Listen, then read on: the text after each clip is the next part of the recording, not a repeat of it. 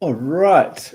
Good afternoon or evening or morning or whatever it is, wherever you are in the world. My name is Simon Candy, if you do not know me.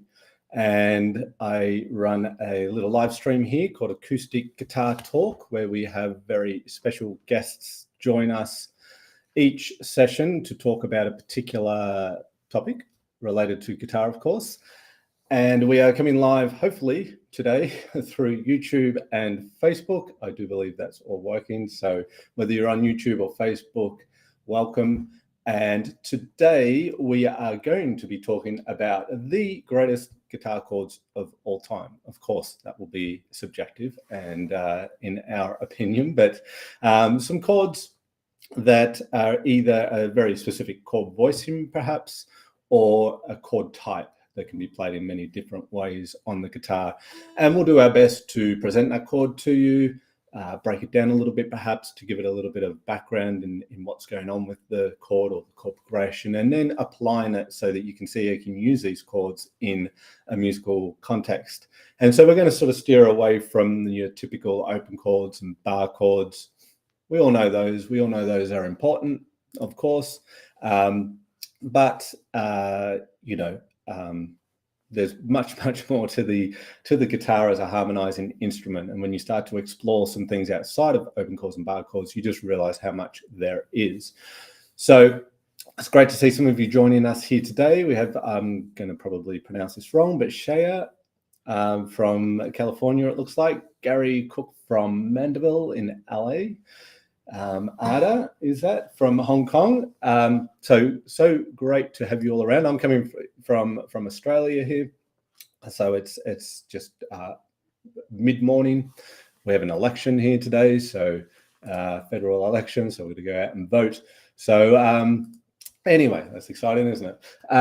Now, before we start, just know that you can ask questions in the chat. We'll be keeping an eye on the chat. If you've got a question at all, let us know and we'll do our best to answer that as we go. Now, I've got a very special guest to join me here today, and he runs one of the only websites, actually, music theory websites, that is specifically dedicated to guitar and guitar players. It's a very successful website and an equally successful YouTube channel with over 250,000 subscribers now, I think. And I've known this guy for over 10 years now, and I've learned a lot from him, both online and in person at musical events. So I speak none other than of Tommaso Zillio. So I'm going to bring him in now. How are you there, Tommaso? Hello, Simon. Hello, Internet. So nice to see you. How's it going? So I'm very happy to be here. And like you were saying, we know each other. We know each other for 10 years. I think it's more than 10 years, but it's 11 actually. Yeah, it's okay. 2011 was the first time I met you in Chicago. Yeah. Yep, and I've learned from you a lot too. So that it's reciprocal here. It's excellent. Well, we're going to be talking it's good when we have those things, because you and I specialize in slightly different things, but there's lots in common in what we do. So there's a lot of communication going on. Yeah, absolutely. I'm sure, because I don't know what you're going to bring up here today, and you don't know what I'm going to bring up in regards to chords. So it's bound to be different. And even if we cover similar chords, I'm sure the way Tommaso might look at these chords will be different to the way that I look at them. So, but I mean, I'm sure you would agree, Tommaso. You know, when you start playing guitar, it's open chords and bar chords, and these are great, and you can certainly expand off of those. But when you start to, for me, it was getting into triads after that, and little block chords and inversions, and you just realize how much, or how little, if you like, bar chords and open chords really give you. They're very useful, like any chord type, but in and of themselves, it's just the surface level stuff. So, I mean, you could go forever learning chords on guitar. Yeah, it's interesting because you mentioned that, because people keep asking me how to play bar chords and all this kind of thing, and I found that I'm using them less and less and less. I genuinely do not like how they sound. I mean, it's the kind of block thing. It may go for some song, but even on those songs, I find there are better options on the guitar that are easier to play. Okay, sound better, fit better in the band, because also the bar chord, it's a lot of notes. You know when people tell you don't play too many notes, and everybody think they're talking about don't be a shredder, don't play too fast. And I'm like, no, don't play too many notes in that chord. I mean, play less. Okay, don't play.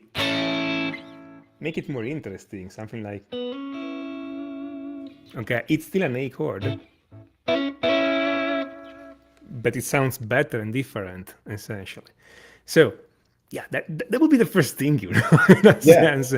Absolutely. I mean, I play a lot of bar chords a lot of the time with the thumb and the three fingers. It just sort of gets rid of duplications of notes, and it gets rid of that bigger, block sort of sound. I mean, that can be all right depending on what you're doing, but a lot of the time I'll play bar chords with the thumb in the bass and the three fingers playing the triad, or and then that frees up the pinky to add extensions and things like that, and it's just a bit of a cleaner sort of sound. It's always going to come down to context, but it does clean up the sound. Yep, I would love to be able to do that. I was never able to get the thumb in position.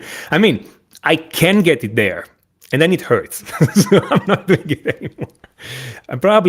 My technique is probably wrong. So you and I are meeting each other in a month or so. No, I'm gonna ask you, because show me how to do the thumb. Yeah, the thumb. Well, yes. And I mean, it's a bit of I don't get it, but some people are like, no, you can't use your thumb. It's like you're doing something illegal, or, but if it's there and you can use it, why not use it? But so let's, perhaps if I throw to you first, Tommaso, and you can give us a little bit of an insight on a particular chord type. Sure. Well, I was transcribing some stuff earlier today. Okay, I do some transcription every day because it helps a lot. You learn how music is made, it sharpens your ear, and I'm always surprised at how musicians put together things, because there are always new ideas. You will think that with 12 notes we are done, but we are not. Okay, but here's the thing. I transcribed two things today, two very short things, and I'm gonna play them. And of course, you guys are gonna forgive me because I literally transcribed them an hour ago. Okay, so I'm not gonna be super free when I play them. But I transcribed one piece by Vangelis. Vangelis, if you guys don't know Vangelis died earlier this week. And he's one of my favorite musicians. And again, I'm really I'm really bummed about that, because he was still writing and writing good stuff, and I really like what he was doing. So, but anyway, I transcribed one of his pieces. Then I transcribe the main theme of a serial. It's called The Expanse. I don't know if you guys know. It's a serial that you find on Amazon Prime. Anyway, I transcribed those two things. I'm gonna play them right now, again very slowly, and I'm gonna comment on how they use chords, because you see, that's the thing. We want to know what are the best chords, okay? And sometimes the best chords are the simplest one. And I'm going to show a very specific trick that both those pieces use. Okay, I'm going to start with the simple one, which is the Vangelis one, because he uses this trick only in one place. Okay, so, and again, I transcribed this 1 hour ago, so I'm going to make mistakes. Okay, so but the piece sounds, it's this. It's.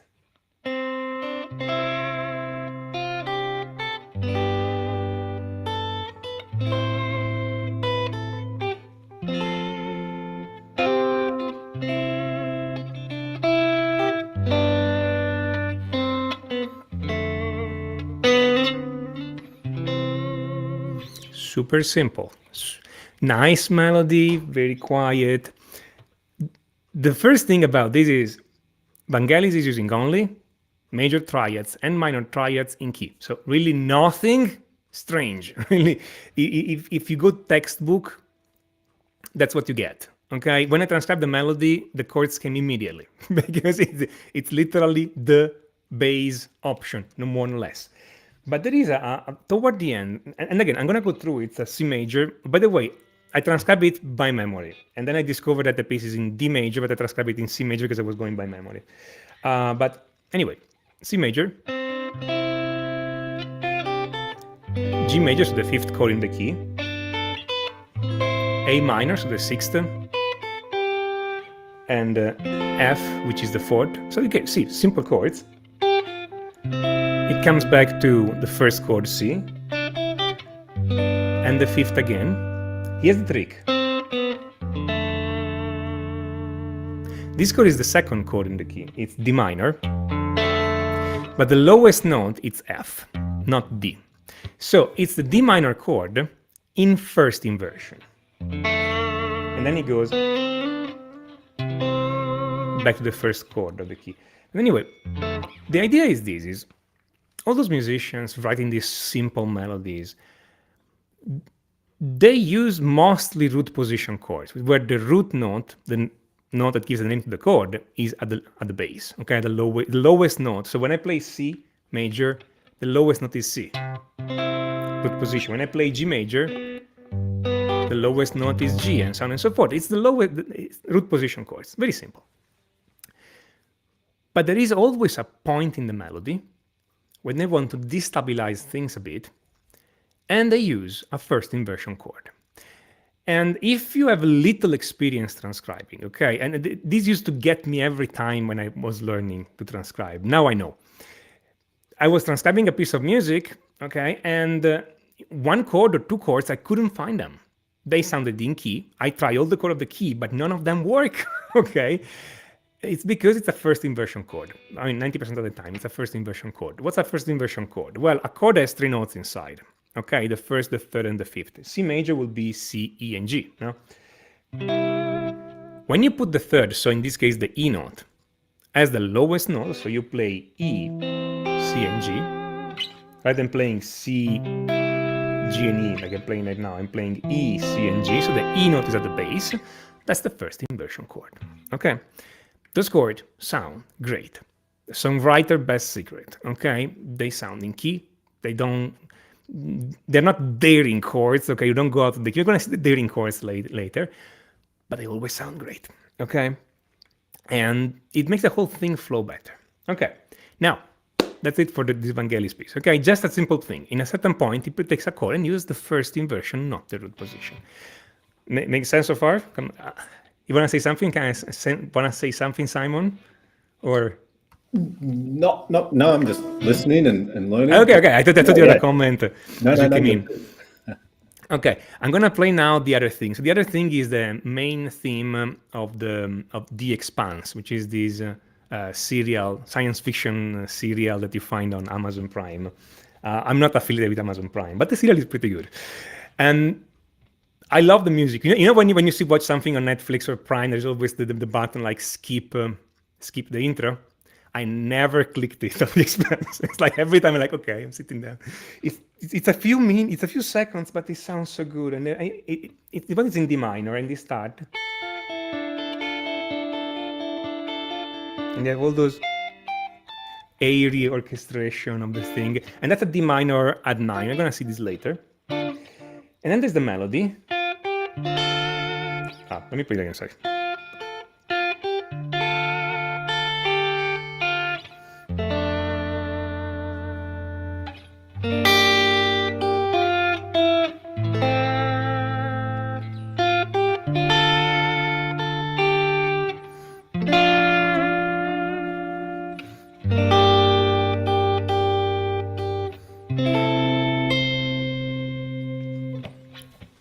Very simple. It's three chords.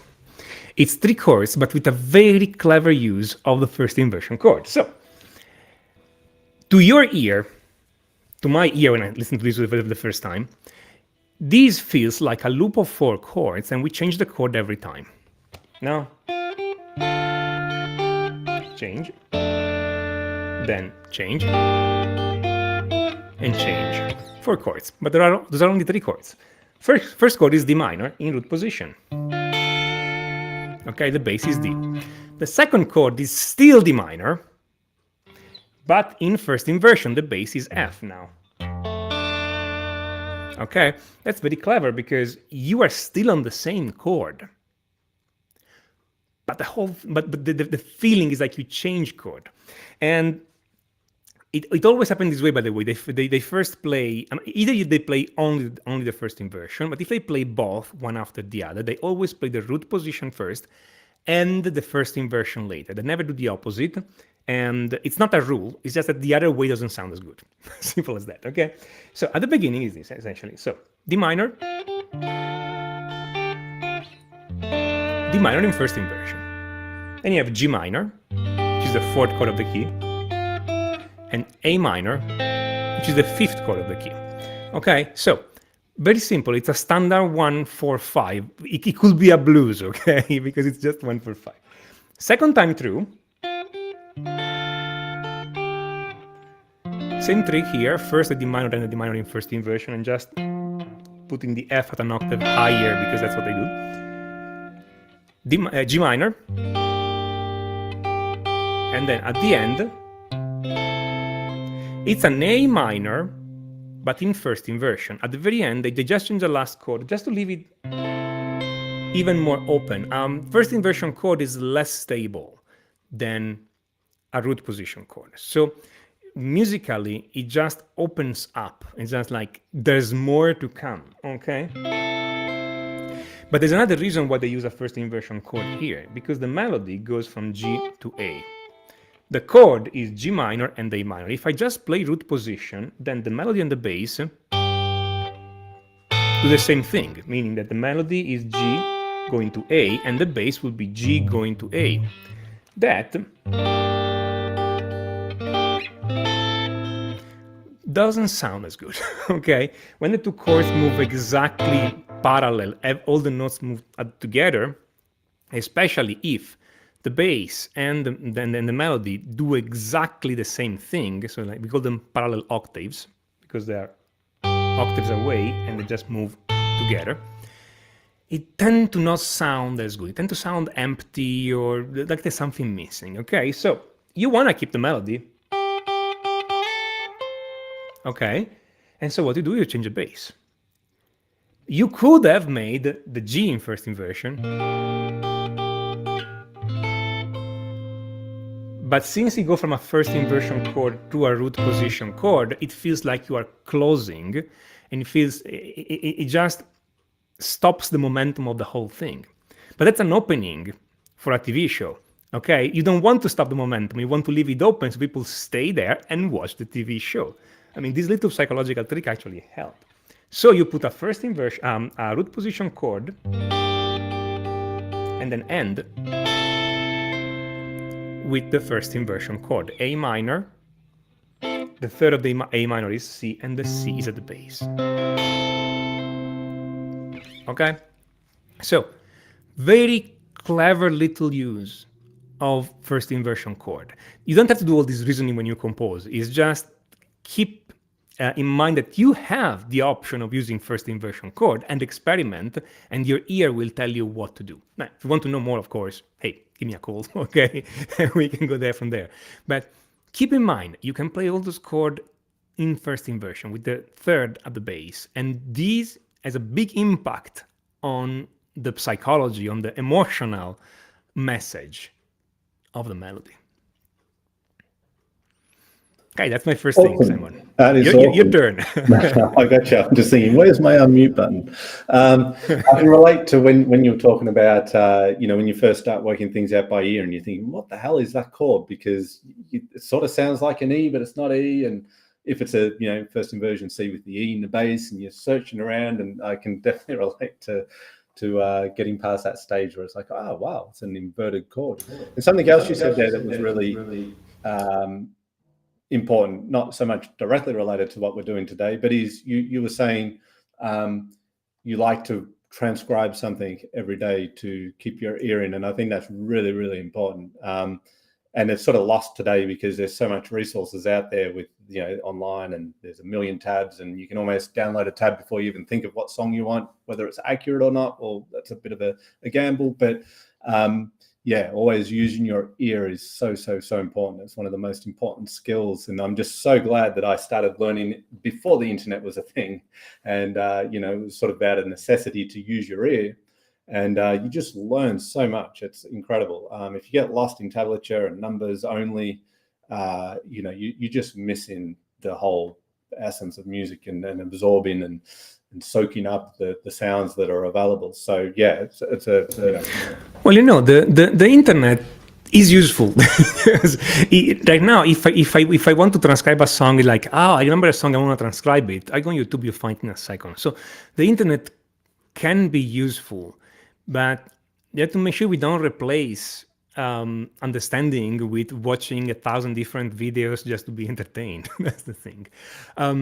Simon, if you have a comment on the column about the C6, I think it's a guy called Gene Barkin. Can you? Yes, Gene Barkin. That first inversion A minor sound like a C6 to me. Yes and no. Why? A C6 will be C, E, G, A. We'll have those notes. A first inversion A minor has a C in the bass. It has the E and the A.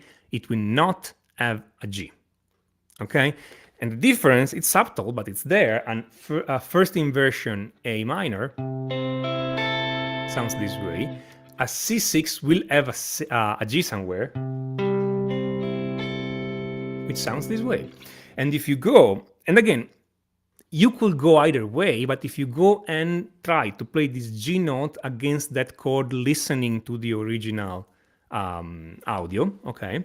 So you find the video of the Expanse team, okay? And play a G note when that chord arrives, you can hear that the G note, not the G chord, you can hear that there is no instrument played that note at that time.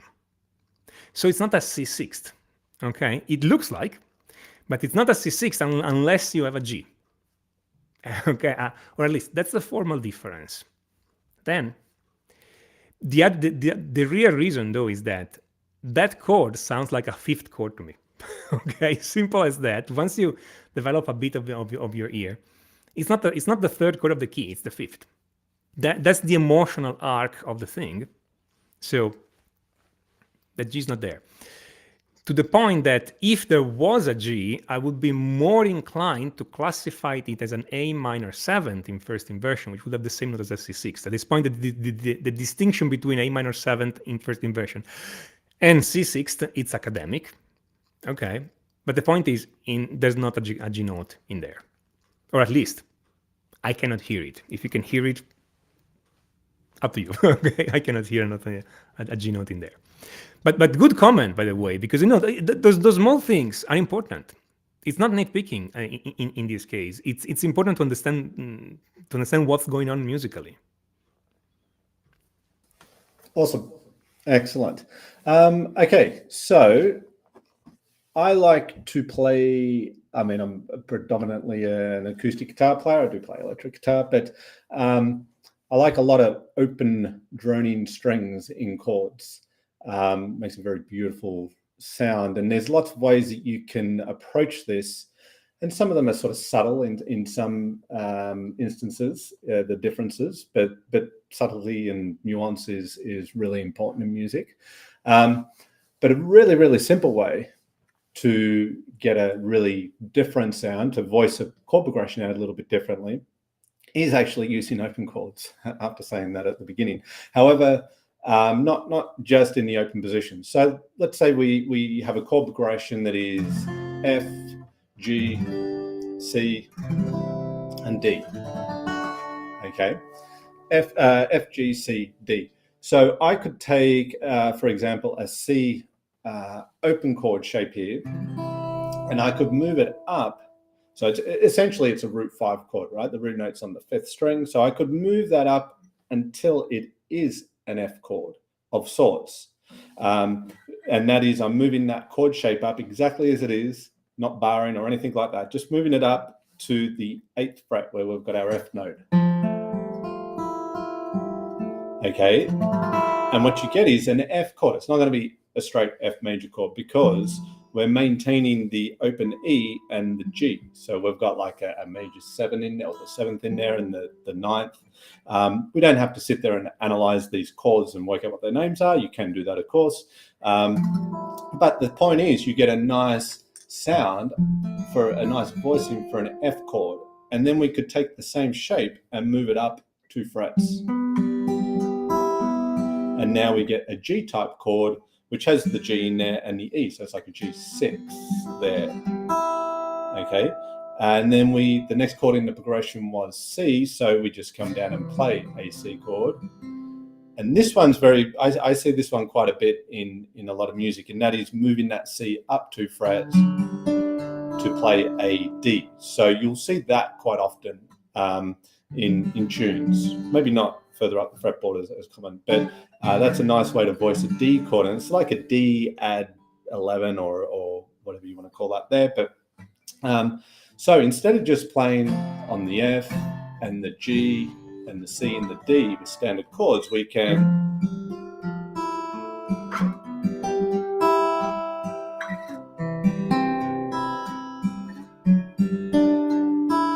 play with just the C chord. It's really, really simple. I mean, if you can play a C chord shape, you can do this, and you can strum it, or you can pick it out, whatever you want to do with the picking hand, your right or left hand, depending how you are. You can take that same chord progression and use a different open chord. Now, it's not always going to work out so well, depending on what you're using, but if we use the E chord shape, so there it is. So it's the E chord shape, but I've moved it up 1 fret to make it an F. Okay, E to F. So this is actually, I'm playing from the 5th string here. I'm not going to drone that low E because that's probably going to clash a little bit on a lot of these chords. So I'm playing, so it's really, like Tommaso was talking about inversions, that'd be a second inversion of an F chord with the C in the bass. And then we've got the open drone strings. This time it's the B and the E on top. So against an F chord, you got like a sharp 11 there, which is always a nice sound. And the major 7 there on top with the E.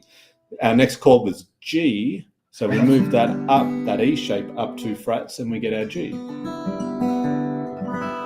with the B and the E. And then we can take it up again to, was it C? Yeah, C was the next chord, so we're up here at the 10th fret, getting that C sound, major 7 with the open B there, and then 2 frets higher again, and we get to our D chord here, D type chord, I'll just say type chord. So again, a different way, same sort of sound, but a different way to play the same chord progression. So we've got the F, G, C, and the D. And you could mix those together. If you wanted to keep it around the same area, you might play your C, your F and your G here, and your C and D here. So we could keep it around the same area. Or we could play the F here with the C shape, and then our C with the E shape and our D with the E shape. So there's all those little nuances that you can play around with. You could do it with other open chord shapes. And of course, it depends on the key you're in. I mean, if you've got an E flat chord, I mean, to me, almost any sound is good. It depends how you use it. So it's just varying degrees of tension and dissonance and consonance. So there's really no bad sound. But you might play some and think, no, that's horrible. So it depends on the key. Typically, a key that has open string notes in it will be pretty friendly and nice to your ear. It just depends. And you hear this in songs a lot. Think of something like Ramble On, Led Zeppelin. I don't know this song in detail, but I know that progression of the song is using the E chord shape across a progression that goes E, A, and G, I think. So they're like up here strumming on the E. That's a beautiful sound, that, because it's the E chord up an octave. So you still got all your open strings at lower end, that bottom end, but you've got the higher octave of the fretted notes. So they're playing.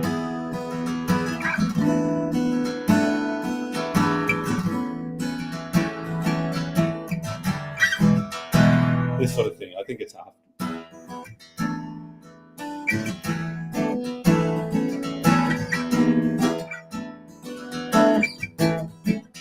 Something along those lines, but it is using that E shape and the nice big open sounds and the strumming. So it's very, very, very, very simple.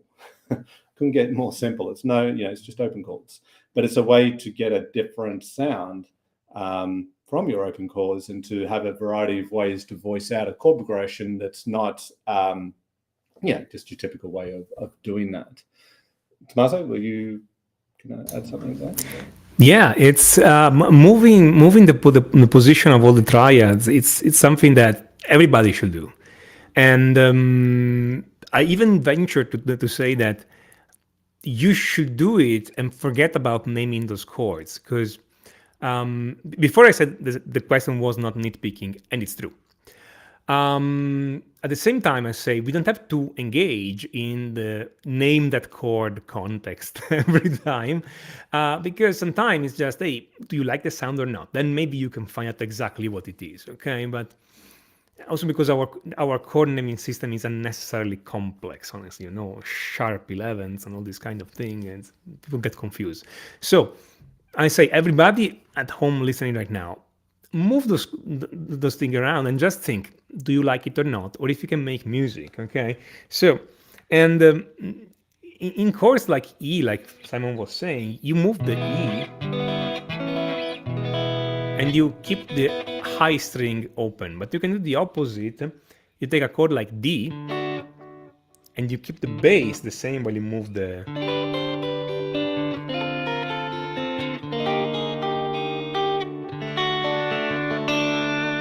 Okay, makes sense. So, or like in C, that the third string is kept open. Okay, you were playing these, and I'm thinking Ozzy Osbourne, "Am I Coming Home?"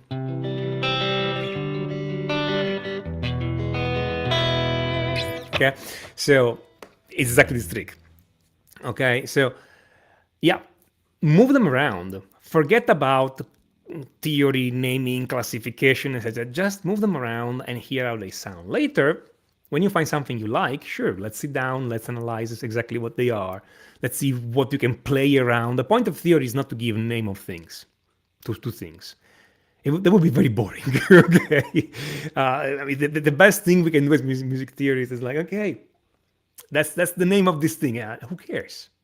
The point of music theory is that, okay, I have this piece of music. How can I make it better? How can I write the next section? How do I connect with other thing? How do I transform it? And all this kind of thing. That's the point. Names. But I see a lot of people, especially online, and that's another thing, like the internet could be good or bad. No? Other people online, they go in forums and like, I have an A, a G, an F, whatever. What chord is this? What's the name of this chord? It's F add 9 slash C sharp, whatever. Oh, thank you. Period. Nobody learned anything here. Okay? We just gave a name. There's no actual learning. We're not making new music. Okay, so don't worry about the name. That's the point, okay? The name is good if you want to communicate, but you can also just say what notes are in there and what fret you're playing, okay?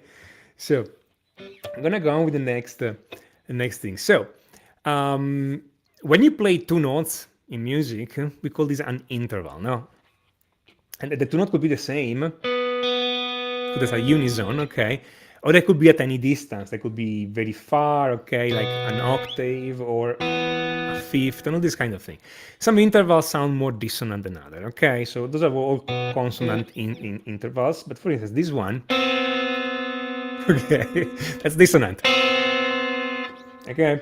Now the beauty of this is that, hear this.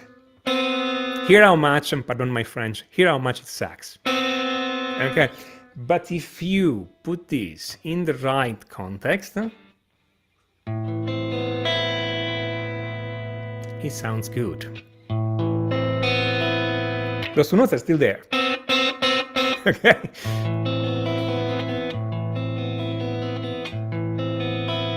These are some of my favorite chords. Those are the add 9 chords. That's a minor add 9. So how do I do that? Well, this chord, I don't play the 6th string. It's open, open A, open 5th string, 2 on string number 4, 5 on string number 3, then first 2 strings are open. Okay? This is an A minor add 9. It's just an A minor chord in which I add the 9th. The 9th in a minor chord is the note that is 1 fret below the 3rd. Woo, okay, so A minor is A, C, E. The C is the 3rd, and will be this note here. The note just 1 fret below is B. Okay, now I cannot play C and B on the same string, so I'm just moving this C note on the third string. So I have these two notes crunching together. When I play, though, all the notes around, the notes don't crunch together anymore. They are supported by the other notes, and they give this interesting effect. Those are minor ninth chord, and I love them because of these semitone half-step dissonance. And you can, I'm always trying to put those two notes as close as possible, because you could put them in different octaves. You could do this. I'm playing the sixth string at the fifth fret, the third and the second at the fifth fret. I'm not playing 4 and 5, and I'm playing the first string at the seventh fret. And the two notes that conflict are the C on the third string on the fifth fret and the B on the first string, seventh fret. But they're not close by. They are on different octaves. They are far away. It's still a great sound, but this is more intense. To me, at least. Again, you can do whatever you want. So to get a ninth chord, you can either again go down from the third. In a minor chord, you go down only a half step. In a major chord, you will go down 2 half steps from the third. Or you can go up from the root. You always go up 2 frets from the root. Okay, and typically, since when you play a chord, you have a lot of roots around, you can always find a way. So for instance, it's a C major chord. Okay, the notes in the C major chord are C, E, and G. I don't play the sixth string, and the notes are C, E, G, C, E. I'm not touching the lowest C, I'm leaving it there, but I have a higher C here. Great, I'm moving these 2 frets higher. Really, not much more than that.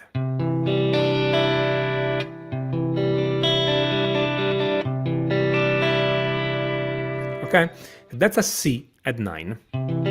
Some people typically do a C and then they use the pinky to get there. That's one way. Or they play a G and they move those two fingers down here, so you get. There are more than one way. The point is, it's a C chord in which there's an extra note, and this note is D. Okay, you've heard those chords if you've been alive in the past 40 years or something, or anywhere in the past 40 years, because how can I play this?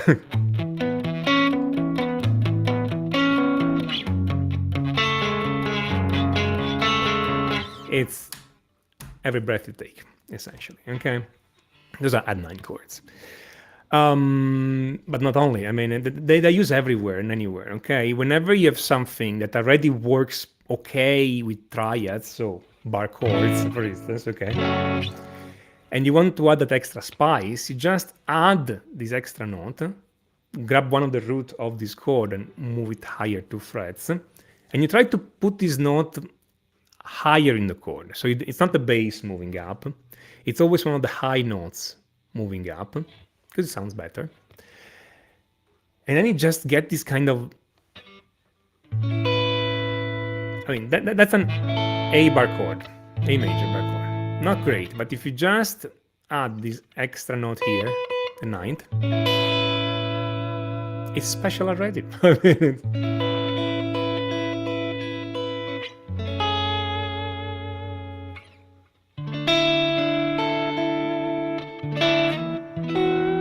Okay, really few simple chords in key,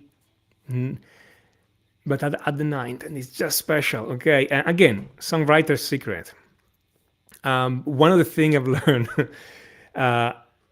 everybody's always searching for give me the strangest thing ever, but the simplest thing is the one that actually sells. Okay, so again, depends on your goal. If you want to compose the strangest music ever, you can. Okay, but if you're composing something melodic, go for the simple thing, inversion, then the add 9. Okay, but yeah, you can take anything, put add 9s everywhere, like blindly. Okay, there is only one chord that doesn't work with the add 9, which is the third chord in a major key. That will not work with an add 9, because it would be a note out of key. But beside that, everything will work. So just do it. Okay, very simple, very linear. Okay, we're not yet on the non-linear thinking. My next thing, if you have time, would be a bit more non-linear. Do we have time? Awesome. I knew exactly what you were going to play before you played it with Every Breath You Take, because that's a very good example of that use of the add 9 chord. And as Tommaso demonstrated really well there, it's such a beautiful sounding chord. One voice in, I don't know if you did this voice in here, but I like to perhaps I'd have to think to see if this is a strictly add 9 chord, but it's basically playing off the root 5 bar chord, and I've got my second finger on the 5th. The reason for the second, not the third, is so that my pinky can get to that 9 there, and then I've got a duplication of that note there, and then the G on top. So I guess that is add 9 there. It can be a little challenging to play with the bar, but it's such a beautiful sounding chord. But what I also sometimes like to do with that is to bring in that drone again. So I could hold that shape down, hold those 3 notes down and bring in open strings.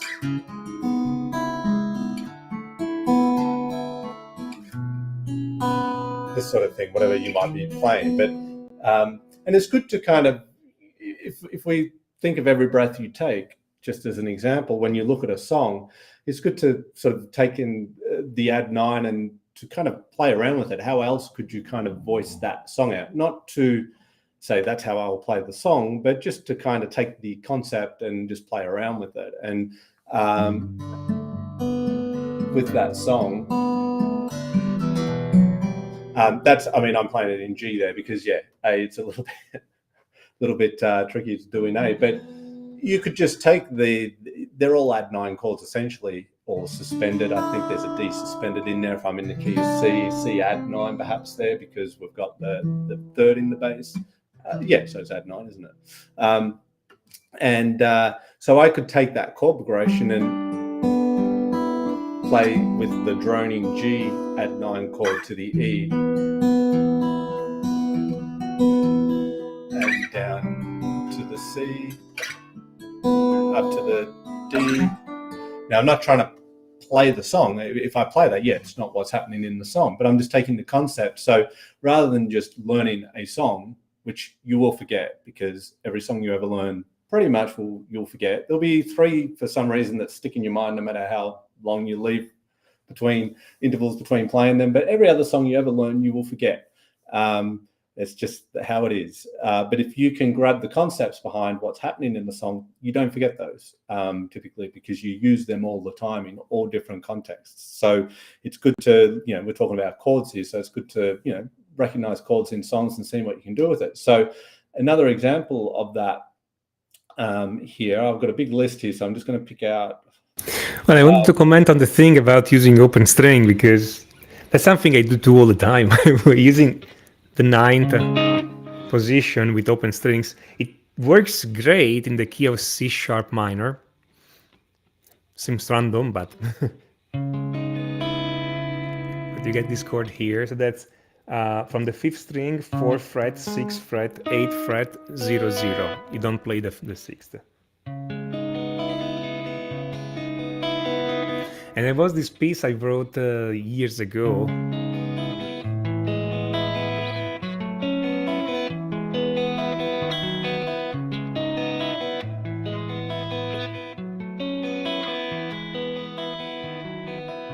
Okay, which as introduction, and it's in odd time signature, so there is a bit extra and a bit less somewhere else, so it feels strange. It sounds better when you have a bit of percussion under to hold a bit. But there is this chord here that sounds super big, and I mean you can sit down and classify the whole thing. At the end of the day, it's just it's a minor 9th chord, but it just sounds great because of how the notes are distributed around. They're not in normal order. But you see, how do I got that?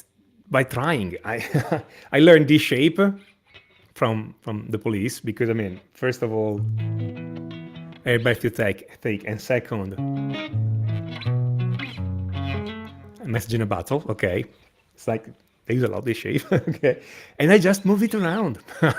And at the time I was learning the open string, to use the open strings, and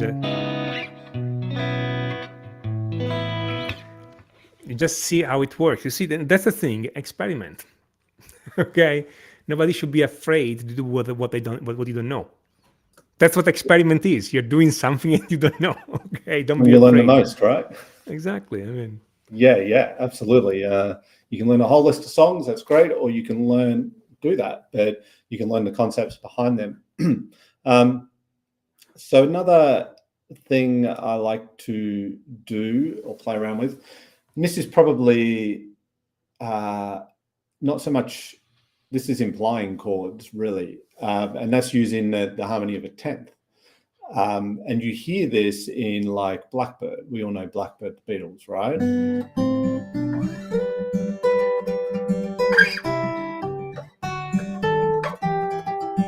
This sort of thing, right? There's pretty much not a single chord in that song. Maybe there's one there somewhere, but it's really all implied. And the tenth is very simple to find if you know your bar chords. So if I've got, I could use root 5 or root 6 here. I'll use root 5. So if I've got a C root 5 chord, for example, if I play the root note and the third an octave higher, I get the interval of a tenth. 1, 2, 3, 4, 5, 6, 7, 8, 9, 10. Moving through the scale there from the root to the third an octave above is a tenth. So when I play those two together, that's it's not really a C chord. It's implying the C, okay, with the root and the third. If I wanted to make that C minor, I just drop that third down a fret, okay, and I get the E flat. So there I've got 10th harmony shapes for the major chord and for the minor chord. And if I had a chord progression that was, let's say, C, E minor, F, G, okay, I could take the 10th harmony and imply each of those chords with it. So I got my C, E minor would be up here, the root 5 position of the E minor chord, but taking the root and the third, or the flat third, minor third up an octave, and then I play the F major and the G. Okay, I've just voiced out or implied the chords of the progression: C, E minor, F, G.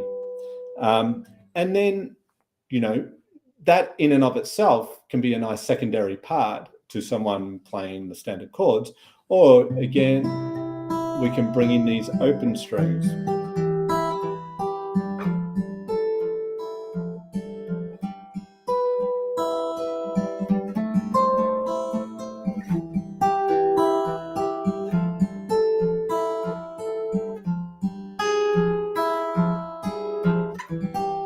So it's just a way of, again, approaching a chord progression that's a little bit different than just plain open chords, bar chords, or whatever. And these ideas that we're covering here today are really simple. Like you can look at, you could look at a book like Chord Chemistry by Ted Green or something like that.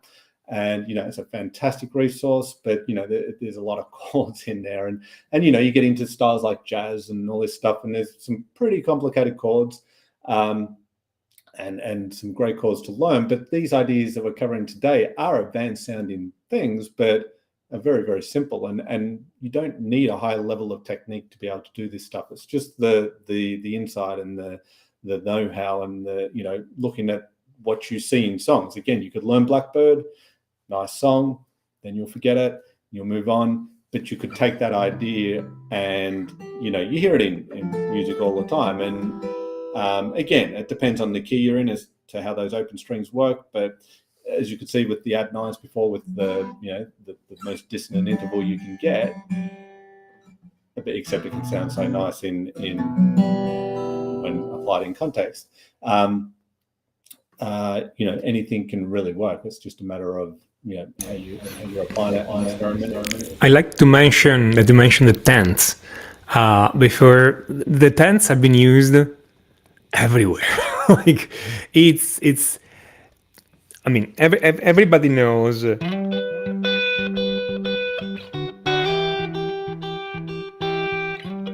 No, Scar Tissue by Red Hot Chili Pepper. Okay, I'm not playing it's exactly, but I mean, it's tense. Okay, and that's the thing. Now, the interesting thing I was reading the other day a book written in Spanish in the 1800s, which is a manual on how to improvise on guitar, written like 250 years ago. No, 20, yeah, well, 200 years ago. Okay. And for what I understand of Spanish, of course, because Italian and Spanish are not exactly the same thing. But the thing is, and they were recommending to practice the tenths. I was like, whoa, okay, surprise. It's exactly, it's a very similar thing. And then they were doing this thing. They say, you have the tenths. They're moving those tenths up and down in the key, okay? I'm just starting from a chord and then moving on the next note in the key for each one of them. Then pick another note, and again, I'm in C, so I'm gonna pick the first tenth I'm picking is C and E, and then they are holding a C still.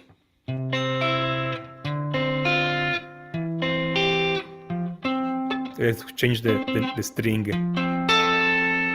So you go.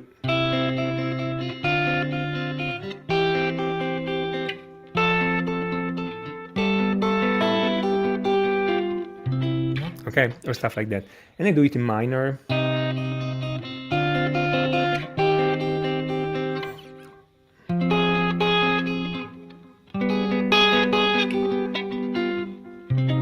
Okay. Or I put the C on the high string, so in major it will be.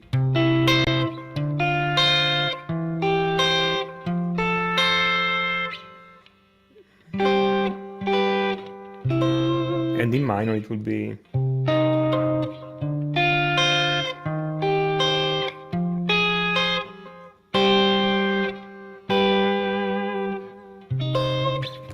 And this sounds so modern to me. It's like, because we imagine all those people playing this kind of old style classical music. You hear these things all the time today. Okay, it's like they already had this in mind. I mean, it's interesting. It's been used in literally all styles of music. So to know a little bit your tenths, guys. Also because you can slide on the guitar. One fun thing is that you can slide between them.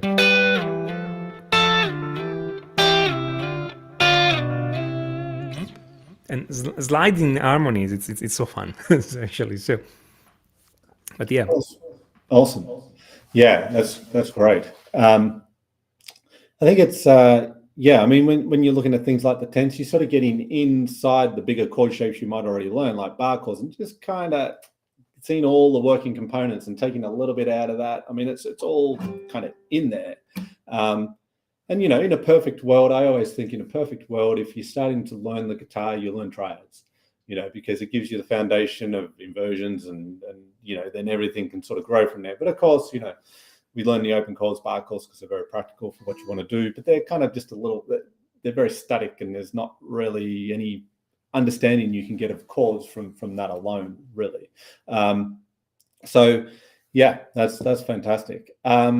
So, you know, we could be talking about hours and hours. Chords, just, you know, there's so many ways that you could even just play the single chord progression, and it's good to look at that type of thing. But I would say, you know, experiment is where you learn. When you're experimenting and trying things out, that's where you really learn, and that's when things stick. So you can kind of have the guidance, you can have teachers, and that's great, and I highly recommend that. But they're going to just point you in certain directions to explore, and you've got to do that work, and you'll learn, and things will start to stick when you do that, as opposed to just kind of memorizing things to get a song down. So someone is asking here about, there will be a recording of this on my YouTube channel. It should appear there not too long after we finish up here, so there will be a recording. So if you want to go back and check out anything, by all means you can do that. That'll be available there for you. Tommaso, I believe you have something here for us. You can tell us about. Well, I have this free ebook available for all of you guys for free, completely for free. It's at www.musictheoryforguitar.com/pentatonic-guitar. It's 18 very simple tips on how to make the pentatonic sound good. The pentatonic is you may know it as the blues scale. Okay, and it's where people start to learn soloing. They typically learn this scale, but the problem is not so much learning the scale. It's a very easy scale. The problem is to make it sound.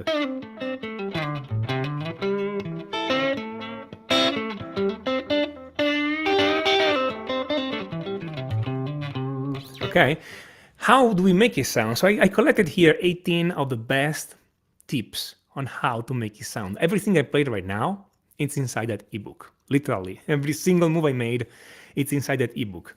And you go through it really fast, okay? Because very small tips that you're gonna read a tip, you're gonna grab your guitar, you're gonna apply it immediately, okay? And it will make you sound in a different way. Even if you've been playing the pentatonic scale for years, it will make you sound different. If you never play the pentatonic scale, it will teach you what it is, and it will get you to sound good immediately.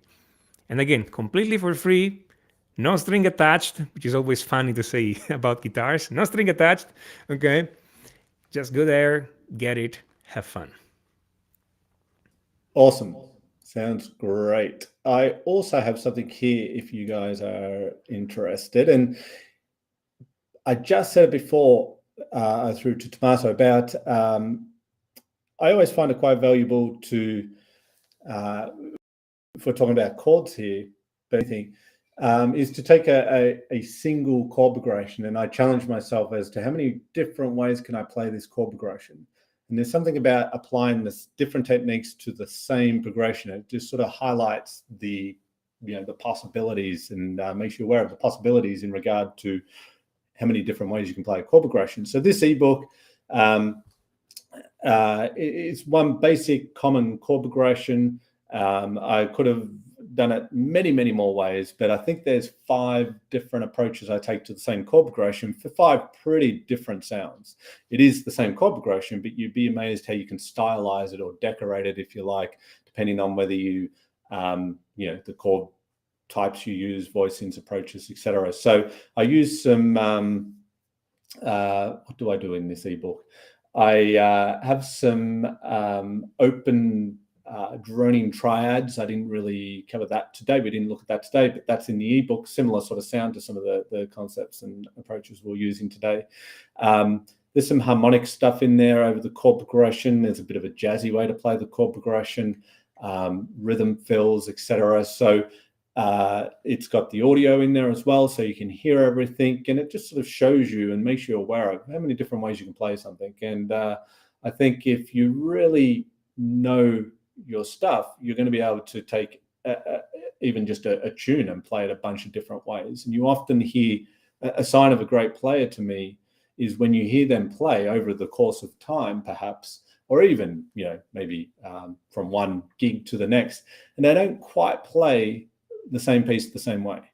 That's a sign of mastery to me. That's someone who really knows the concepts. And if the details aren't the same each night, that doesn't matter, because they know what they're doing and they can do it a variety of different ways. So this really sort of gets you on that pathway of being able to approach something a number of different ways. So you can go there to the link there.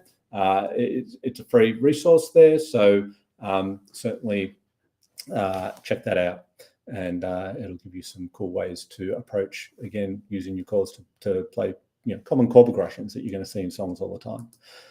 So that will bring us to the end here today, Tommaso. As always, thank you very much. I learn a lot when we sit here and check out various things in today's stream of chords. So thank you for being here. I really appreciate your time. Thank you for having me. It's always nice to chat with you. I mean, as usual, we have similar ideas, but we come from completely different point of view. So every time I see you, I learn something different. And like, hey, I can do this too. Okay. Excellent.